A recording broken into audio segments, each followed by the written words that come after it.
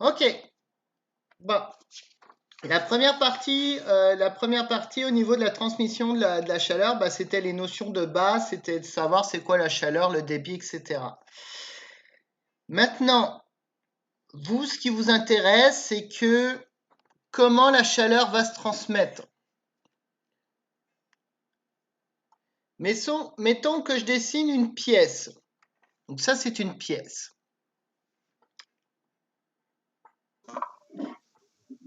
Ça, c'est les murs. Hop, voilà. On va faire une belle petite maison comme ça. Je sais pas si c'est la même chose pour tout le monde, mais moi, je vois pas qu'est-ce que tu fais. J'ai Mhm. partagé un tableau blanc. Ah, ok, ça fait déjà charger plus longtemps que... C'est bon. C'est bon? Donc là, il y a une maison. Parfait? Ouais, moi je vois à la maison. Ok, impeccable. Bon, vous, ce que vous voulez dans la vie, c'est éviter des pertes ou savoir un petit peu quel type de ventilateur je dois mettre, quelle vitesse je dois avoir, etc. Alors, comment la chaleur est transmise? Il y a trois manières de transmettre de la chaleur. Par conduction, par convection et par radiation. C'est les trois manières de transmettre. Par conduction, c'est quand les atomes se touchent. Donc tout simplement, vous avez l'air qui va aller toucher le mur, ça met en mouvement les atomes du mur, etc. Donc tout ce qui est conduction, c'est surtout tout ce qui est perte de chaleur à travers le mur. Perte par conduction.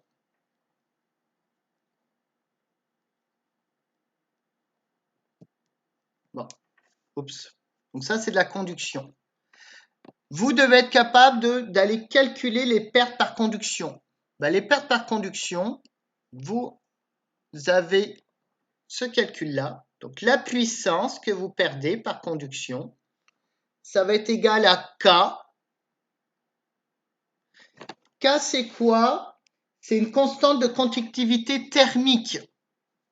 Donc ça, c'est donné à l'annexe numéro 2.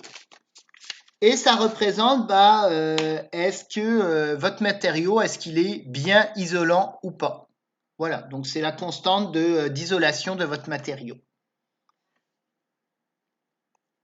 A, c'est quoi? C'est l'air de la section, donc c'est l'air du mur, de la surface du mur. Delta T, ça va être la différence de température entre l'intérieur et l'extérieur de la maison. Et on va diviser par L, qui est l'épaisseur du mur. Et à noter qu'on va définir la notion de résistance thermique. La résistance thermique, ça va être égal à L divisé par K. Donc, ce qui va nous donner notre formule A delta T divisé par la résistance thermique. Donc voilà. Donc au niveau de la conduction, c'est ce que vous devez savoir. Vous avez des pertes par conduction. Donc au niveau des murs, au niveau, vous pourriez imaginer que c'est une chaudière et puis vous mettez un isolant et vous êtes capable de savoir avec mon isolant quelle va être ma perte par conduction. Là-dessus, ce que vous savez, vous devez connaître, en fait, il y a une valeur standard au Québec, la valeur du R. Alors, le R, quand il est exprimé en unité impériale, c'est 20. Donc, on va parler d'un mur de R20. On va prendre un matériau et il faut qu'il ait une résistance thermique de R20. Vous allez rarement faire des calculs avec le système impérial pour aller trouver votre R.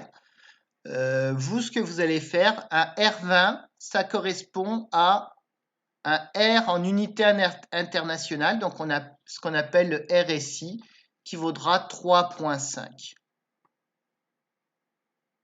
Voilà, donc un R20 impérial, c'est un RSI de 3,5. Et donc en fait, dans votre calcul de puissance ici, c'est un RSI que vous avez. parce que le R est exprimé en unité internationale. Donc, exemple de calcul très simple que vous pouvez faire, c'est quoi? Donc, mettons que vous avez un mur qui fait, on va dire, une longueur de 10 qui va faire 20 mètres carrés.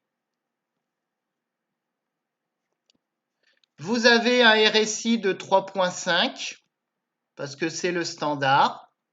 Vous avez une différence de température à l'essai l'hiver qui va être de, ça peut aller jusqu'à 30 degrés. Il fait moins 10 dehors et puis il fait 20 degrés à l'intérieur. Quelles sont les pertes thermiques que vous avez? Ben, vous avez 20 fois 30 divisé par 3,5. Donc ça fait 60 divisé par 3,5. Vous avez des pertes de 17,1 watts. Donc ce mur-là, il a une puissance de perte de 17,1 watts. Donc exemple, on pourrait dire, on perd de la chaleur pendant 1 heure. Quelle est la quantité d'énergie qu'on a perdue? 17,1 multiplié par 3600. On perdrait 61 714 joules à travers ce mur.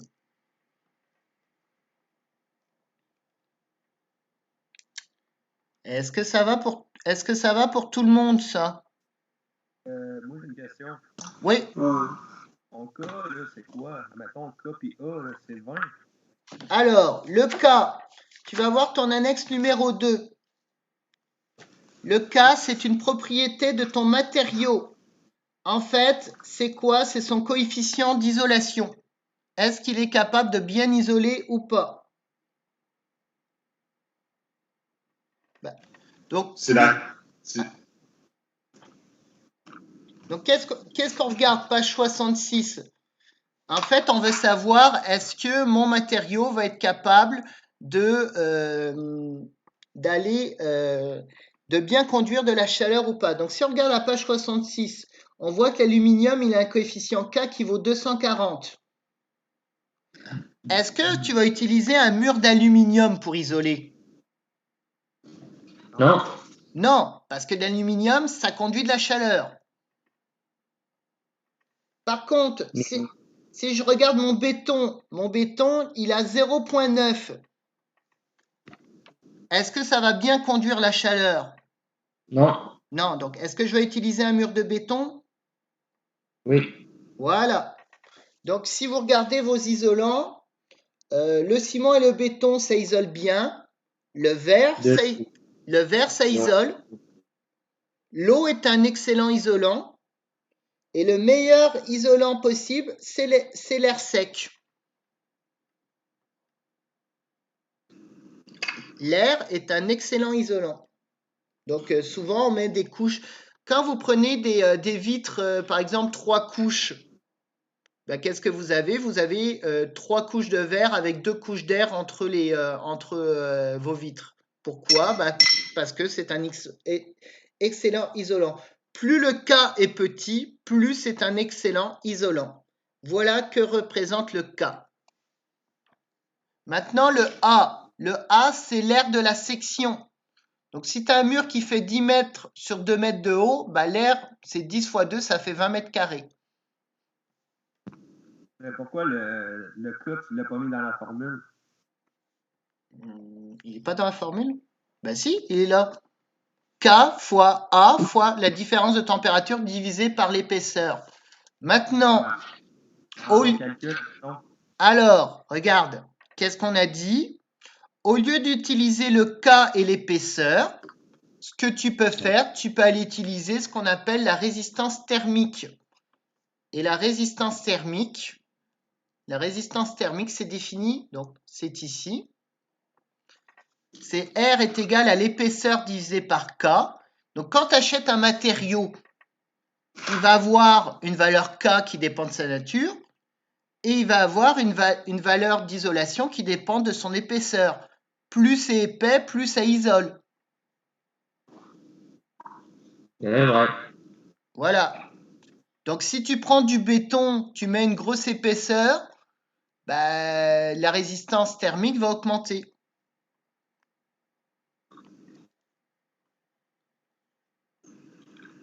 Donc, dans la formule, dans le calcul, ici, on a utilisé le RSI. Et au Québec, pour une maison, on veut un RSI de 3,5. Quand tu as un mur, tu as un RSI de 3,5. Alors, en fonction que tu prennes du béton ou du bois, bah, qu'est-ce qui va se passer? Tu vas avoir un changement d'épaisseur. Mais tu auras toujours un RSI de 3,5. Est-ce que ça répond à ta question? Ouais, c'est correct. Voilà, donc oui, dans la formule, le cas était là. On aurait pu, alors, si tu veux, tu pourrais avoir un autre problème où on te dit que tu as un mur de béton de 3 cm d'épaisseur, trouve la puissance de conductivité. Et ça, tu peux le faire très bien avec K fois A fois la différence de température divisé par L. Tu peux très bien le faire. Donc voilà ce que vous avez à connaître au niveau de la conductivité. C'est vraiment pour la notion d'isolation. Moi, j'avais une question, Julien. Oui, Dans le fond, là, pour ton calcul de puissance, là, 20 x 30, ça donne 60, divisé par 5, ça donne pas 17,1, ça donne 171. 20 x 30, Divisé par 3,5, ça donne 171. oui, ça donne 171. J'ai marqué combien? Ah, oui. 17,1. Ouais, j'ai mal lu. J'ai lu un petit peu rapidement. OK. Fait que dans le fond, ça donnerait 171 watts. Ouais, Mais les watts, on peut-tu les transférer en joules? non. Bah, les watts, c'est une puissance. Pour trouver l'énergie, qu'est-ce que tu fais? Tu multiplies par un temps en secondes. Mhm. Donc, par exemple, la question qu'on te poserait, c'est quelle est la perte d'énergie en 1 heure? Tu multiplierais par 3600. Donc, tu perdrais 617 142 joules. OK, ouais.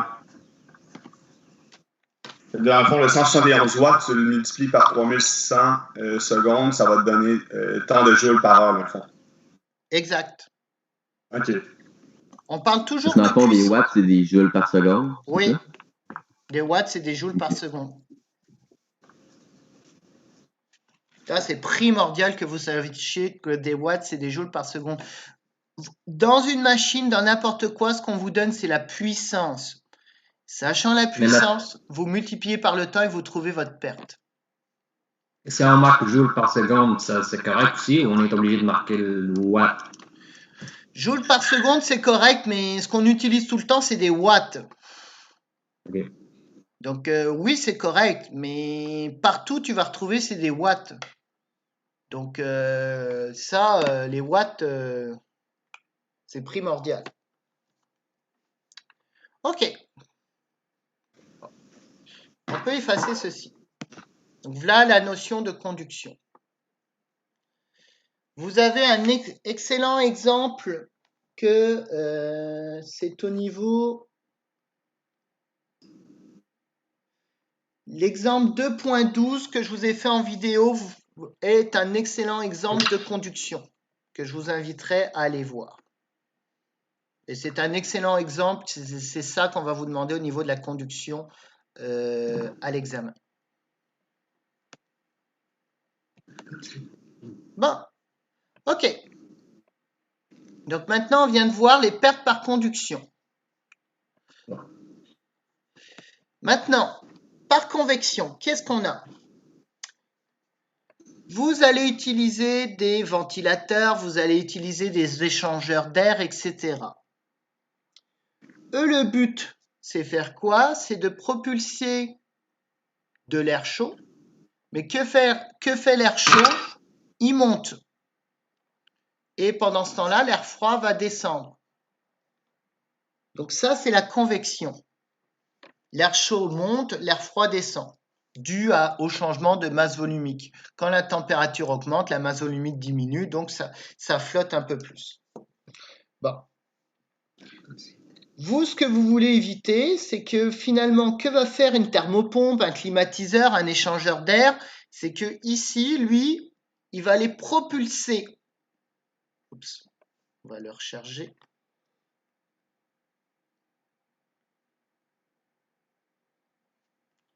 Votre échangeur d'air, il va aller propulser de l'air pour que la convection soit plus rapide. Voilà à quoi ça sert une thermopompe, voilà ça sert à quoi un échangeur d'air, etc. Donc, ce qui va nous intéresser finalement, c'est d'aller trouver le débit qu'on doit aller mettre à notre échangeur d'air. Quel est le débit que doit donner l'échangeur d'air? Donc, pour faire ça, on va aller trouver la puissance de convection forcée. Donc, la puissance de convection forcée, ça va être quoi? La masse volumique. Donc, généralement, ça sera de la masse volumique de l'air, si c'est de l'air qui est propulsé. La chaleur massique de l'air, puisque ça va être de l'air qui va être propulsé. Le débit. Donc, attention, on parle ici bien de débit, pas de chaleur. Donc ici, c'est le débit. Et enfin, la différence de température. La différence de température, elle est où? Elle va être au niveau de votre pièce. C'est-à-dire que l'air qui est en bas, puis l'air qui est en haut, l'air froid, puis l'air chaud. Exactement. Donc, en fait, quand vous installez... Attendez, si je cherche juste le nom. Quand vous installez votre thermostat, le thermostat, vous ne le mettez pas à côté de l'échangeur d'air ou vous ne le mettez pas à côté de votre radiateur. Le thermostat, généralement, vous le mettez ici. Vous le mettez de l'autre côté de la pièce. Donc, la différence de température, c'est la différence de température que vous avez dans votre pièce, entre votre air propulsé par votre échangeur et le thermostat. Alors que tout à l'heure, la différence de température, c'était entre l'intérieur et l'extérieur. OK? Ouais. Donc ça, c'est au niveau si on veut calculer le débit. Si on veut calculer la vitesse qu'on doit donner à notre air propulsé, cette fois-ci, on va utiliser la formule de la puissance de ventilation. Donc ça, c'est à la page, même page 43, donc autre possibilité. Donc la formule, ça va être quoi? 1/2 de la masse volumique, toujours de l'air. A, ça va être la section du conduit qu'on va utiliser et la vitesse de l'air dans le conduit va être au cube. Voilà. Et dernière chose, cette puissance-là, généralement, ça va être égal à la puissance électrique qu'on a de notre appareil. Donc ici, on a 3 puissances différentes. Essayons de comprendre c'est quoi ces 3 puissances. La puissance en entrée, c'est la puissance électrique.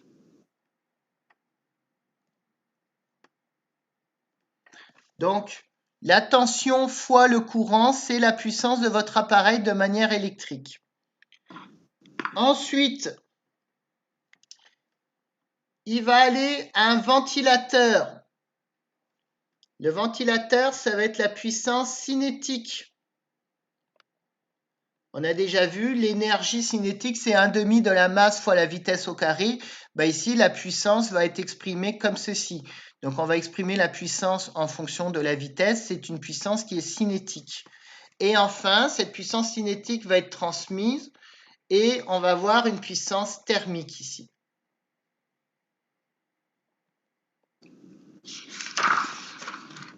Donc, la troisième partie. La formule de ventilation, c'est pas la puissance égale à 1/2 de la masse volumique fois la section du conduit fois la vitesse à la 3? Oui, c'est ça, c'est à la page 43, 1/2 de la masse volumique fois l'air fois la vitesse à la 3. OK. Ça représente la puissance cinétique de ventilation. Donc, quand tu as un ventilateur, un échangeur d'air, etc., tu lui fournis une puissance électrique. Tension fois intensité. Cette puissance électrique, il la transmet à un ventilateur. Ce ventilateur va donner cette énergie à l'air. Donc, il va mettre en mouvement l'air. L'air va posséder une énergie cinétique. Donc, pour avoir l'énergie cinétique de l'air, on va trouver la puissance cinétique 1/2 de la masse volumique fois l'air du ventilateur, là, fois la vitesse au cube. Et ça va correspondre, cette énergie cinétique, c'est l'énergie qu'on a besoin pour faire chauffer notre air par convection, là.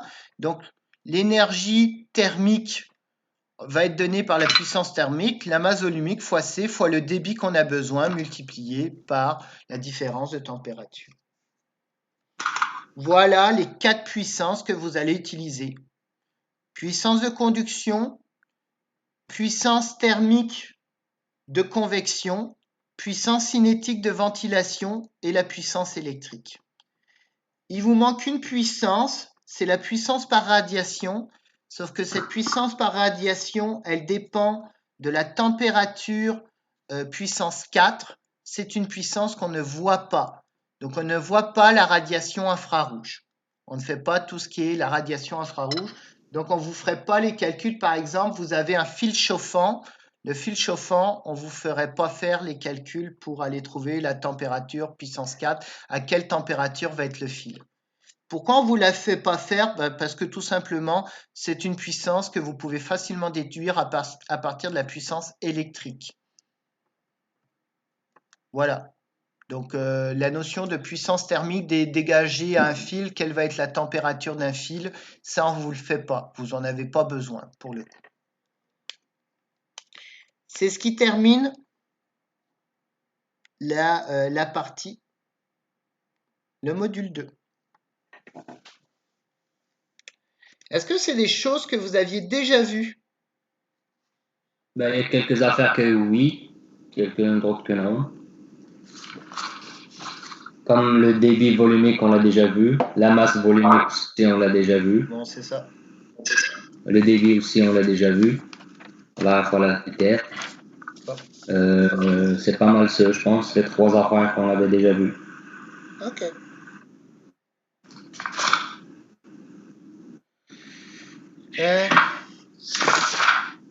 Il est déjà 10h30. Est-ce que vous voudriez qu'on fasse un exemple, au moins un exercice du module 2? On pourra en faire une de chaque partie, maintenant. Ouais. Moi, je suis d'accord avec ça. On peut en faire quelques-uns, là. D'accord. Puis au moins, ceux qui veulent pas, ben, ils peuvent c'est partir, puis Oh, oui, bien sûr. c'est sûr. Bon. Ok, allons-y.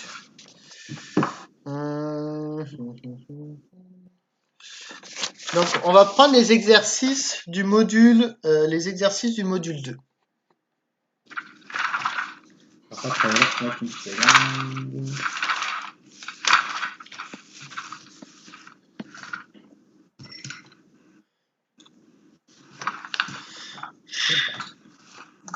Mettons que je veux me pratiquer à faire les exercices à la fois. Donc, as-tu les réponses sur les F? Oui, je vous ai mis la correction des exercices du module 2, je vous les ai mis sous les A. Ok, d'accord. Ok. Gardez. Donc, on va y aller à un exercice par module. Attends, je réponds juste.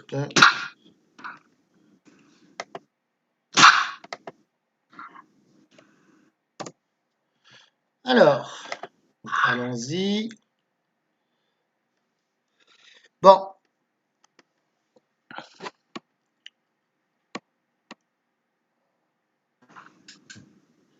Ok, un circuit RC. Alors, si on regarde l'exercice numéro 1, vous avez 5 volts qui est branché à une résistance. Donc, on vous donne la puissance de la résistance, 2 milliwatts. Et on vous donne la valeur du condensateur qui vaut 2,2 millifarads. Bon. Donc ça, c'est un circuit en charge. Alors, première question. Trouvez la valeur maximale du courant. Ce qu'il faut retenir, à chaque fois, pour aller trouver la valeur maximum, on sait que la tension maximum, ça va être de 5 volts, que ça soit pour le condensateur ou que ça va être pour que ça soit la résistance. La tension maximum pour la résistance va être au départ. Au moment où on allume, le condensateur n'a pas de tension et donc toute la tension du générateur est sur la résistance. Donc à ce moment-là, qu'est-ce qu'on a? Vu qu'on a la puissance de la résistance, qu'est-ce qu'on peut faire? Moi, je vois ton écran un peu bizarre, je sais pas. Je vois juste le bout, je vois pas ton écran complet. Vous voyez pas le tableau blanc? Je le vois, mais pas au complet. Regarde, je peux te le montrer, je peux te partager ce que je vois. Mais ça, tu peux zoom in, zoom out, puis tu peux prendre ton curseur pour bouger ton tableau blanc. Là. Ah ouais? Je fais ça comment? Ouais. Ben, tu zoom in, zoom out, là, tu... si t'as pas de souris, tu peux jouer sur le table. Attends. As-tu une souris? Ouais, ok, oui, c'est beau, ça a marché. C'est beau. Merci, Julien. C'est bon? Bon, j'ai pas fait grand-chose. Ouais. Ok. Non, Julien. Ouais, Ouais. c'est bon. On s'est compris. Ok. Alors, ce que vous savez, vous avez la puissance. Donc la puissance est égale à quoi? La puissance c'est la tension fois l'intensité. Donc vous avez, on va y aller, une puissance de 0,002 watts. Ça va être égal à la tension fois Imax.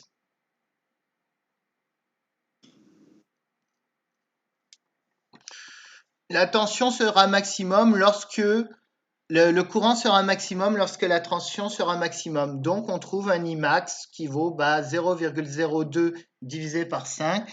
Ça nous donne 0,4 milliampères. Donc, voilà. Voilà comment on trouve le courant maximum. Donc ça c'est des choses qu'on a vues dans le premier module, mais que vous devez être encore capable d'utiliser. Delta V égale RI, la puissance égale delta V fois I, c'est des choses que vous devez quand même retenir.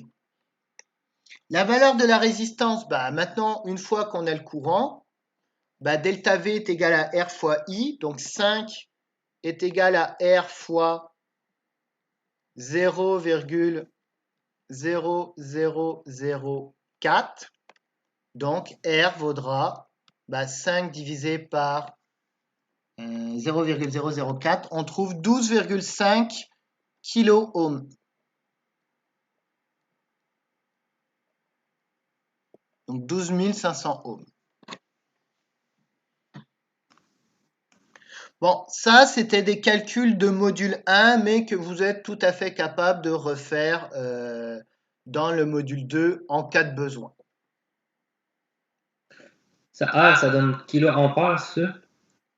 Kilo-ohm. Kilo-ohm. OK. Voilà.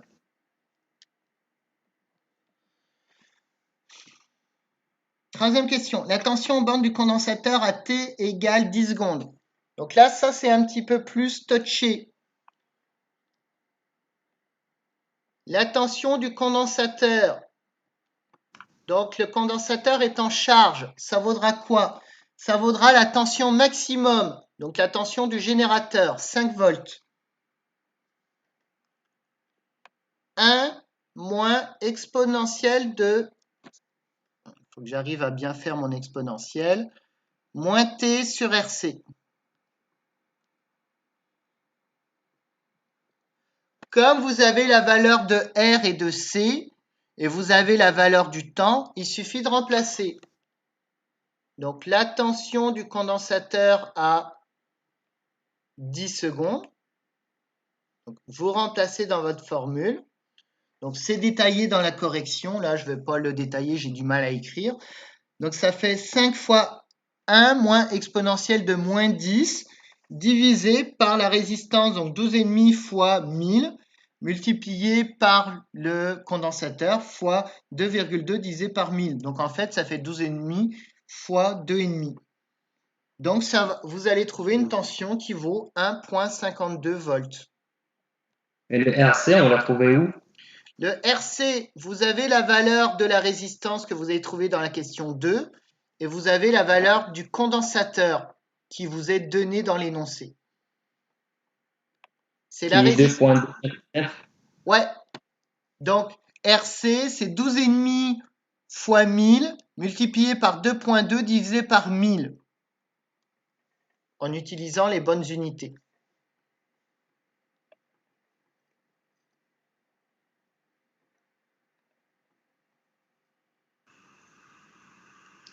Je vous ai dit, tous ces calculs-là sont détaillés dans la correction.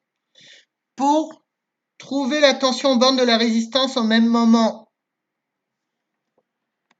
vous savez que la tension de la résistance plus la tension du condensateur, ça vaut 5 volts. Pourquoi? Parce qu'ils sont en série.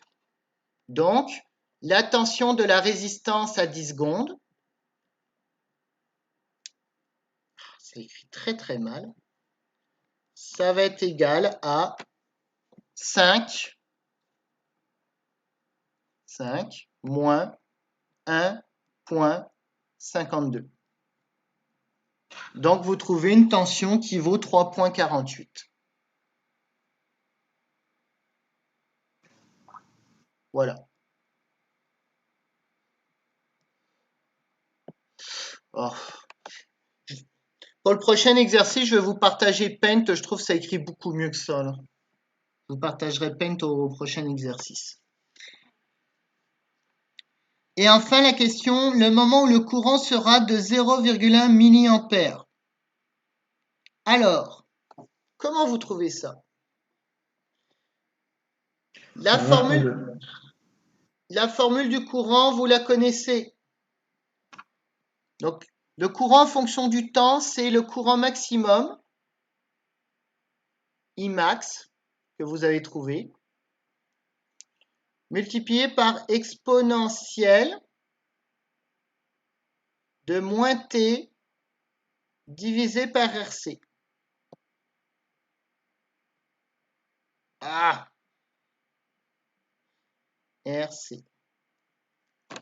Je vais vraiment changer de logiciel. Bon, voilà. Donc ça, c'est une formule que vous devez connaître.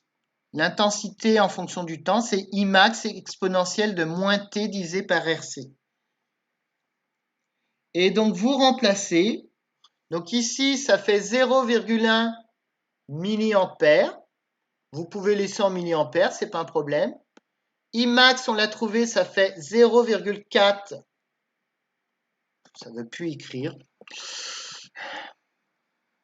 Non, ça écrit pas mieux. Donc ça fait 0,4 exponentielle de moins T, ça c'est votre inconnu. Et RC, vous l'avez calculé, c'est 12,5 fois 22,5. Désolé, ça écrit plus du tout. Ok, 22, c'est n'importe quoi. Bon, bref. Et vous trouvez, vous faites un logarithme et vous trouvez que le temps, ça vaut 38,4 secondes. Donc voilà un exercice, c'est l'exercice 1 du module 2. Je vous inviterai à aller le voir. Je vais vous partager Paint. Je pense que ça va fonctionner beaucoup mieux. Ça fonctionnait beaucoup mieux tantôt. Donc, je vais aller vous rechercher Paint.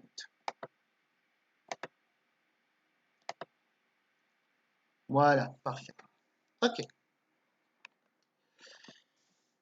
Alors, donc ça, c'est un exemple de RC. Un exemple de moteur. Bon. Exercice 4. Une source alimente un moteur en aluminium de 300 cc, cm3, ayant la forme d'un disque de 15 cm. Ce moteur est relié à une croix, masse négligeable, qui entraîne un ventilateur via sa poulie.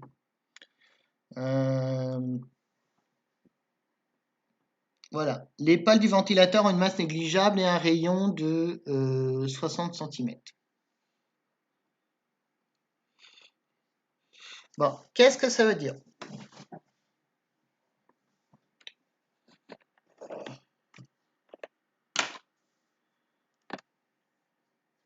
Ok, vous avez ici... Ah oui, ça marche beaucoup mieux. Vous avez ici un moteur qui va aller alimenter grâce à sa poulie. Voilà, un ventilateur.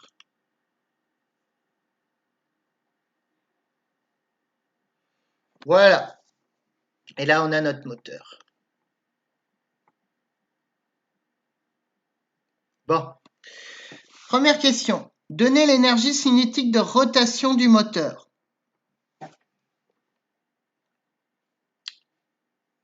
Votre énergie cinétique de rotation, ça vaut 1/2 de I oméga carré. Donc vous vous apercevez que vous avez besoin de trouver le moment d'inertie du moteur et vous avez aussi besoin d'aller trouver sa fréquence angulaire. Donc le moment d'inertie du moteur, ça vaut quoi? 1/2 de mr carré vu que c'est un disque. Et donc, vous remplacez. Pour trouver la masse du moteur,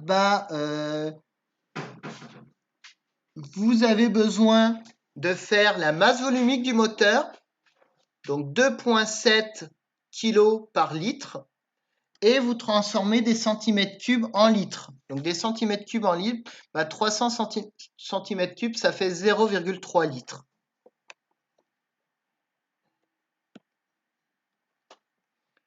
En fait, vous aviez à faire ceci, 300 cm3, ça fait 0,3 décimètres cubes, donc ça fait 3 litres. Ça, c'est des valeurs à bien connaître. 1 cm3, c'est 1 millilitre. Donc, 300 cm3, ça vaut 0,3 litres et la masse volumique de l'aluminium, c'est 2,7 kg par litre. Et on vous donne le rayon. Le rayon, on vous dit, c'est 15 cm pour le moteur. Donc, un disque de 15 cm de diamètre. Donc, finalement, vous multipliez par 0,075 au carré. Donc, vous trouvez le moment d'inertie du moteur.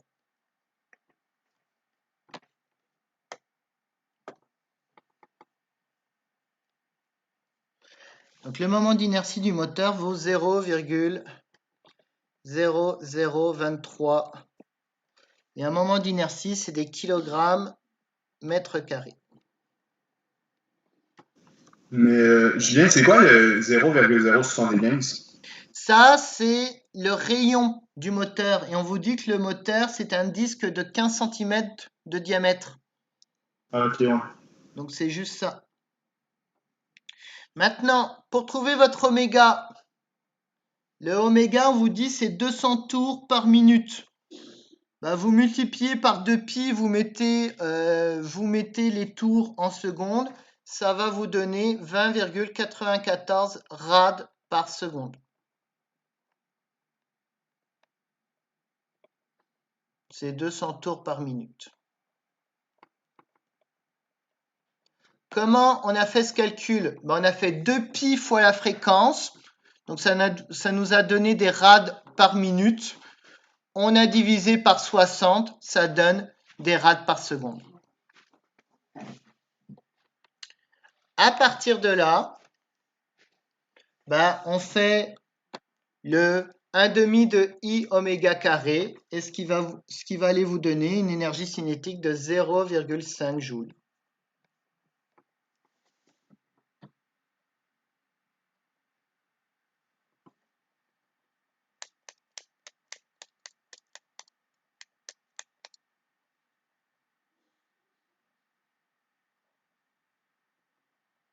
Voilà.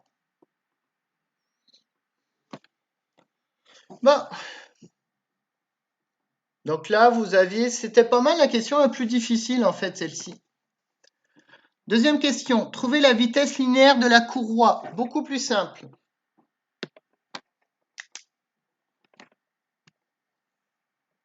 Bon, ça, on peut effacer.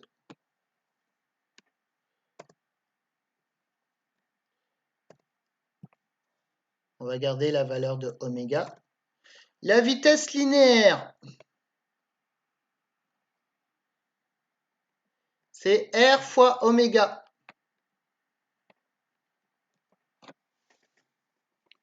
Donc, on a vu que le moteur avait un rayon de 0,075. On multiplie par 20,94. Et donc, on trouve que la vitesse vaut 1,57 mètres par seconde. C'est la vitesse de la courroie.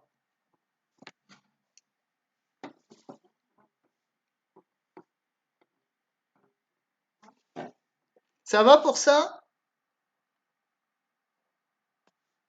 Est-ce que j'ai encore du monde? Ton W de 20,94, t'as trouvé comment? Ouais, c'est ça que je comprends pas aussi, là. Ok. T'as aller vite un peu. Parfait.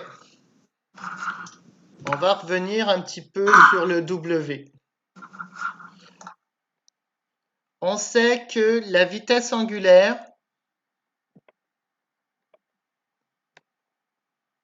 c'est égal à 2π fois la fréquence. Donc la fréquence angulaire, c'est 2π fois la fréquence.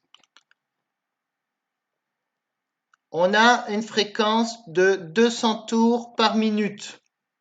Donc on a multiplié par 200 tours par minute. Donc ça nous donne 2π fois 200. On trouve 1256 radians par minute. Parce que multiplier des tours par 2π, ça donne des radians. Et maintenant, on veut ça en secondes. Donc on a combien de secondes dans une minute? On en a 60. Donc on fait 1256 divisé par 60. Ça donne 20,94. Ok.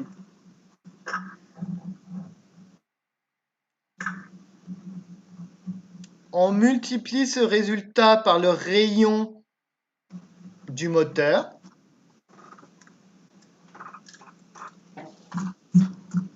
Donc, le rayon du moteur, c'est 0,075. Et ça nous donne la vitesse de la courroie. La vitesse qui va être ici. Donc ça, c'est la vitesse qu'aura le moteur. Et cette vitesse, elle est transmise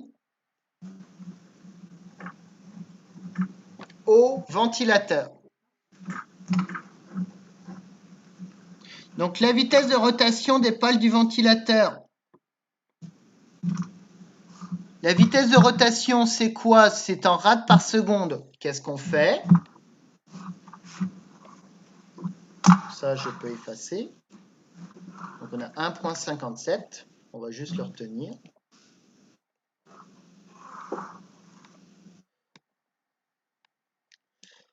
Oups. Je vais revenir à l'accueil. Parfait. Merci. Donc on sait que la vitesse est 1,57 mètres par seconde. C'est à cette vitesse que vont finalement la poulie et les pales du ventilateur. Pour trouver la vitesse angulaire, qu'est-ce qu'on fait? On fait 1,57, on divise par le rayon du ventilateur. Donc rayon de 60 cm. Donc on divise par 0,3. Et donc ça nous donne 5,2 rad par seconde. Ton 0,3, c'était quoi, non? Le 0,3, c'est le rayon de cette poulie. Ça correspond au rayon du ventilateur.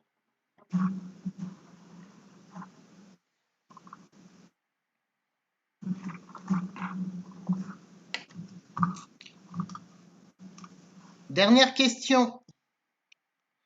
L'énergie cinétique totale de ce système, en fait, on l'a déjà trouvée. L'énergie totale du système, c'est l'énergie que vous avez à l'entrée. Donc là, on ne vous a pas dit sur quoi était branché le moteur. Par contre, vous avez réussi à trouver son énergie cinétique. Donc en fait, l'énergie électrique a été transformée en énergie cinétique du moteur. Cette énergie cinétique du moteur a été transmise au ventilateur, une énergie cinétique. Et cette énergie cinétique des ventilateurs devient de l'énergie cinétique de l'air. Si on néglige tous les frottements, si on néglige toutes les pertes, l'énergie totale correspond finalement à l'énergie cinétique du moteur, c'est-à-dire 0,5 joules. Donc voilà, donc on l'avait déjà trouvé au petit a.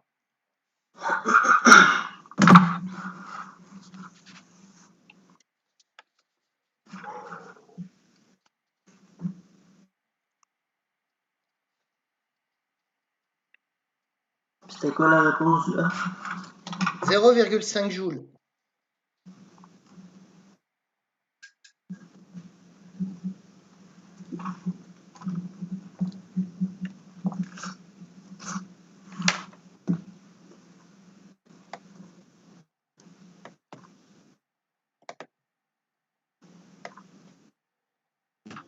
Mais le calcul du D, dans le fond, là, pour savoir le nombre de joules, tu l'as pas écrit ou c'est moi qui ai joué?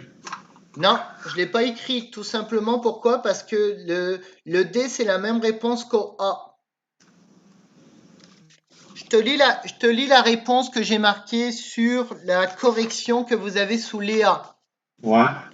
L'énergie cinétique totale du système correspond à l'énergie d'entrée, soit celle du moteur, 0,5 joules.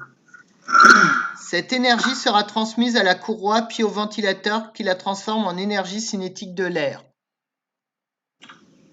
Donc, Ouais, mais on n'a jamais trouvé ça de 0,5 joules. Dans le A, on a trouvé le nombre de rads par seconde. non, dans le A, on a trouvé l'énergie cinétique de rotation du moteur. Ouais. Cette énergie cinétique de rotation, on a trouvé 0,5 joules. Ça correspond à l'énergie totale du système. On l'avait trouvé dans le A. Ah ouais? Oui. D'accord, ça se peut. Je l'ai pas écrit de bord. C'est bon, tu ne l'as pas écrit. Parfait. Tu pourras regarder la vidéo. D'accord. Question Sinon, 5. je l'ai, moi, je l'ai. Hein? Je l'ai pour lui, sinon. Ok, c'est bon. De toute façon, vous aurez cette vidéo-là que vous allez pouvoir regarder. Vous avez toute la correction qui vous a été mise sous Léa. Elle est présente dans la partie notes de cours. Ok. T'as fait ta démarche pour le numéro ou non? Oui, il y a les démarches en plus. Ah, c'est cool. Voilà, donc je vous fais quelque chose que je vous ai déjà fourni là. Pour ça que j'en ai quelques-uns qui ont quitté parce qu'ils le savent. Ok, Un petit dernier, c'est la chaleur, on va être correct. un petit dernier sur la chaleur, on regarde pas le système masse-ressort?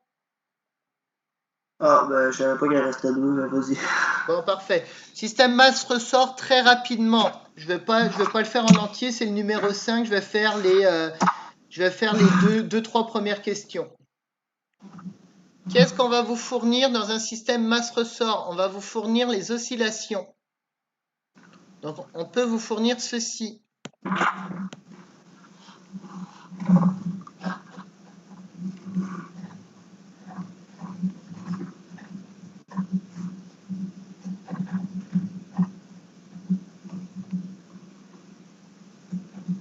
À partir de ceci, vous devez aller en déduire certaines valeurs.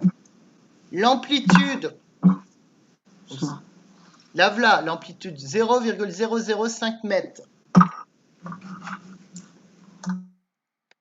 Ceci, c'est la pulsation propre et vous savez que c'est égal à 2π fois la fréquence. Donc pour aller trouver la fréquence, bah, vous faites 30π divisé par 2π, vous trouvez une fréquence de 15 Hz.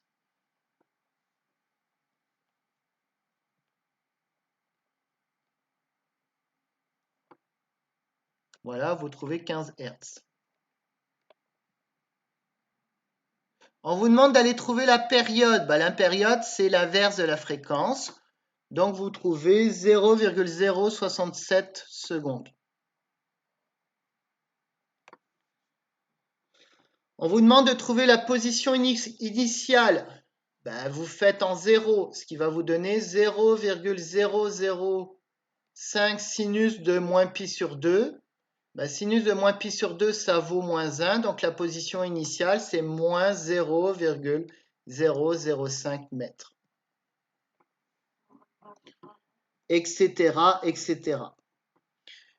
Si on vous avait demandé d'aller trouver la constante de rappel, parce que vous en auriez besoin pour un petit peu plus tard, comment vous trouvez la constante de rappel? La fréquence angulaire propre, ça vaut 30 pi, et ça vaut la racine de k divisé par la masse. Et on vous donne la masse qui vaut 0,3 kg. On vous dit que ça vaut 300 grammes. Donc voilà comment vous pouvez trouver k. Donc je vous laisserai continuer cet exercice-là, mais c'est le genre d'information que vous devez savoir tirer. Pour le x égal à 0, c'est quoi? Tu as marqué 0,05 sin de moins pi sur 2. Parce que 30 pi fois le temps, ça vaut 0. Okay. Voilà. Donc ça, c'est le genre de petit calcul. Vous pourrez regarder l'exercice 5. Après, on vous demande des énergies, etc. Bon. La partie énergie est un petit peu moins importante, je vous dirais. C'est surtout ça qui est le plus important.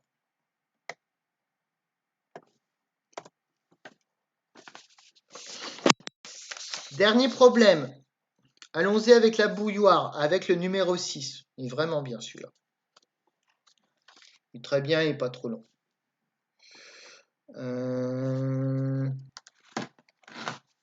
Oh non, plutôt le numéro 7. Il est encore mieux. Le transformateur. Donc, qu'est-ce qu'on vous dit? On vous dit que vous avez un thermos. Là, mon thermos. Dans mon thermos, je mets 250 ml de café. Bon, c'est de l'eau. Hein. Du café, c'est de l'eau. Hein. C'est la même chose. À 60 degrés. À l'extérieur, il fait 20 degrés. Et ce qu'on a fait, on a tout simplement recouvert d'une couche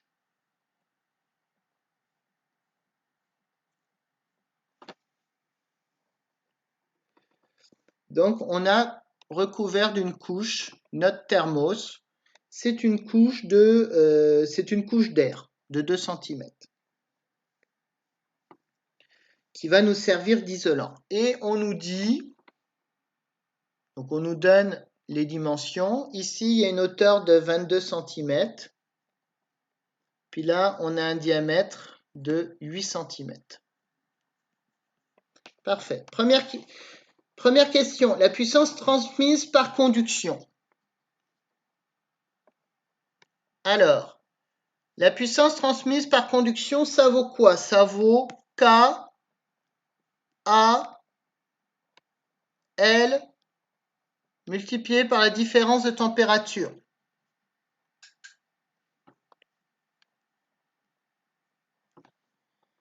Le K, on prend celui de l'air. Donc, c'est 0,024.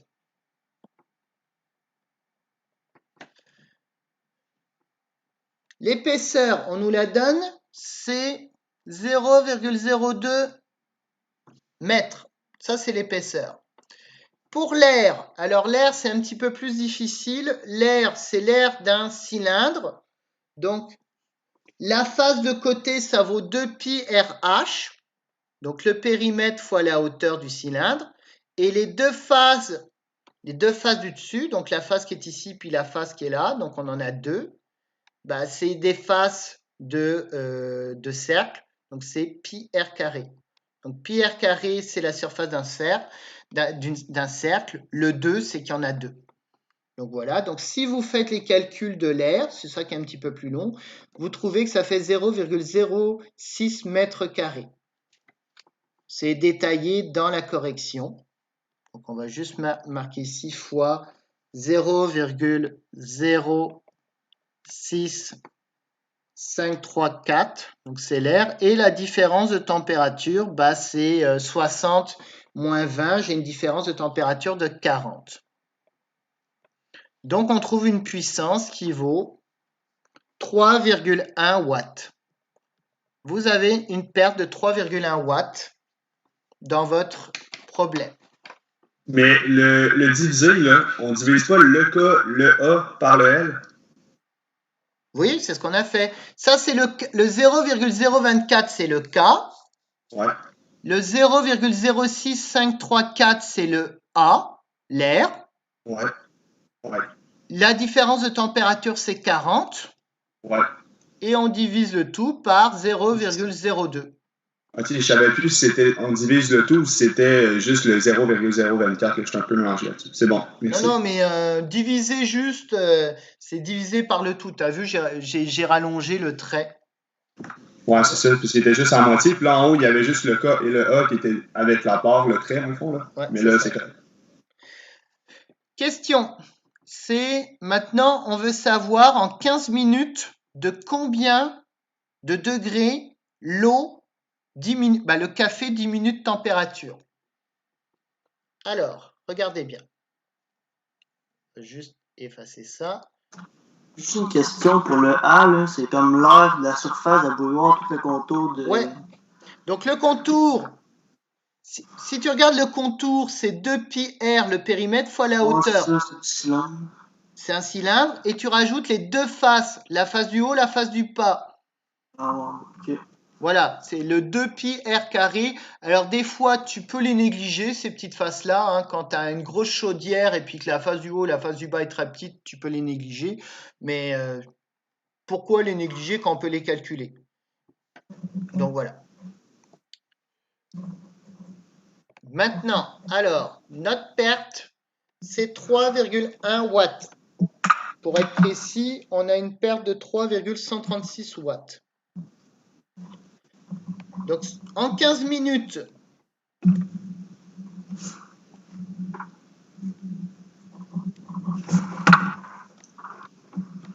ça, c'est 15 minutes en secondes, on va avoir une perte d'énergie de 2818,44 joules. Donc ça, c'est l'énergie qu'on va perdre. Cette énergie, c'est une perte en chaleur. Donc, 2818,44, c'est la chaleur que va perdre l'eau, c'est-à-dire la masse de l'eau fois la chaleur massique de l'eau fois la différence de température. Quand je vous parle d'eau, c'est le café. Hein. Le café, c'est de l'eau. Hein. C'est la même chose. Alors, ton 15, c'est quoi? Le 15, c'est 15 minutes. On cherche à savoir quel est... Tu prends ton thermo, c'est 15 minutes plus tard, on veut savoir quelle est la température de ton café. Donc, tu calcules l'énergie que tu perds à travers tes parois. En 15 minutes. En 15 minutes. Donc, on a vu qu'on perd 2818 joules. Cette énergie, c'est de la chaleur perdue par ton café. Donc, ça va être égal à la masse du café fois la chaleur massique du café fois la différence de température. On voit qu'on a une tasse de café 250 ml. Donc ça, on connaît, ça fait 0,25 kg. Parce qu'on sait que 1 litre d'eau, c'est 1 kg. Donc une tasse d'eau, une tasse de café, ça fait 250 grammes. La chaleur massique, c'est... la chaleur massique, on va prendre de l'eau. Parce que du café, hein, c'est de l'eau plus quelques trucs. Et la différence de température, on va faire 60 moins 20. Pardon, excusez-moi, c'est faux, puisque la différence de température, c'est ce qu'on cherche. On veut savoir de combien la température de l'eau a baissé. Donc, on va juste corriger delta T. Et donc, on trouve une différence de température qui vaut si vous faites le calcul, ça vaut 2,7 degrés. Donc, votre eau a perdu 2,7 degrés. Ok. Remarquez une chose, la puissance par conduction à ce moment-là va un petit peu diminuer, puisque maintenant la différence de température entre l'intérieur et l'extérieur a un petit peu diminué. Mais la diminution est minime. Donc c'est pour ça qu'on prend une puissance.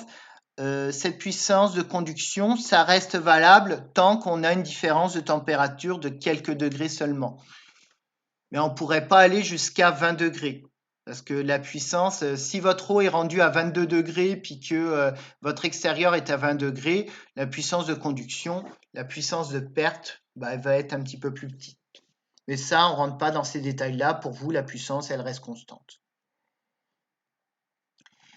C'est ce qui terminerait pas mal, je vous dirais, les explications.